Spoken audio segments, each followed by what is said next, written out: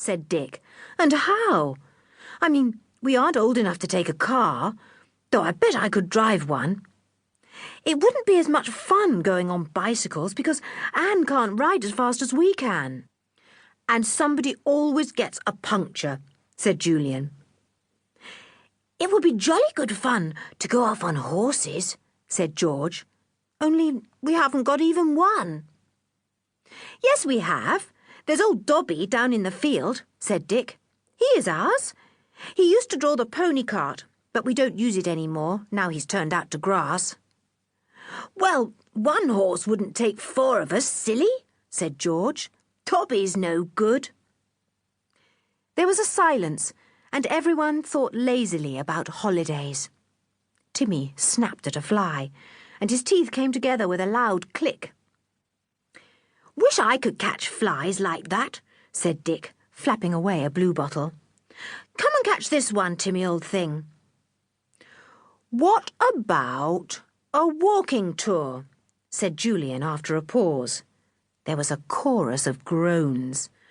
"What, in this weather? You're mad." "We shan't be allowed to." All right, said Julian. "Think of a better idea then." "I'd like to go somewhere where we could bathe," said Anne.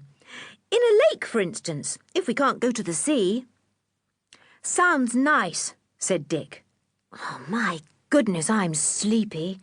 Let's hurry up and settle this matter, or I shall be snoring hard."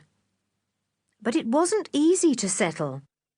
Nobody wanted to go off to an hotel or to rooms. Grown-ups would want to go with them and look after them. And nobody wanted to go walking or cycling in the hot July weather. "Looks as if we'll have to stay at home all the holes then," said Julian. "Well, I'm going to have a snooze." In 2 minutes, they were all asleep on the grass, except Timmy. If his family fell asleep like this, Timmy considered himself on guard.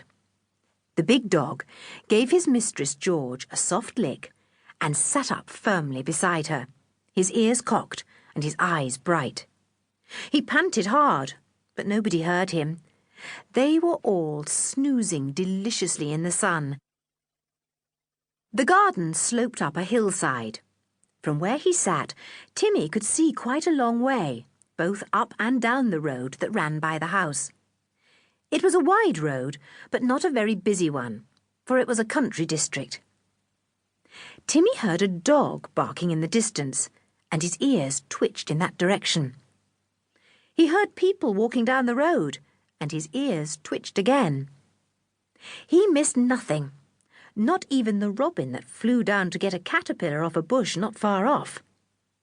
He growled softly in his throat at the robin, just to tell it that he was on guard, so beware. Then something came down the wide road, something that made Timmy shake with excitement and sniff at the strange smells that came floating up to the garden. A big procession came winding up the road, with a rumble and clatter of wheels. A slow procession, headed by a very strange thing. Timmy had no idea what it was that headed the procession. Actually, it was a big elephant, and Timmy smelt its smell, strange and strong, and didn't like it. He smelt the scent of the monkeys in their travelling cage too, and he heard the barking of the performing dogs in their van. He answered them defiantly.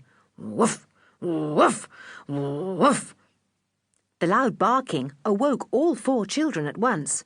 "Shut up, Timmy," said George crossly. "What a row to make when we're all having a nap." "Woof," said Timmy obstinately, and pawed at his mistress to make her sit up and take notice. George sat up. She saw the procession at once and gave a yell. "Hey, you others! There's a circus procession going by. Look!" They all sat up, wide awake now. They stared down at the caravans going slowly along and listened to an animal howling and the dogs barking. "Look at that elephant pulling the caravan along," said Anne. "He must be jolly strong." "Let's go down to the gate of the drive."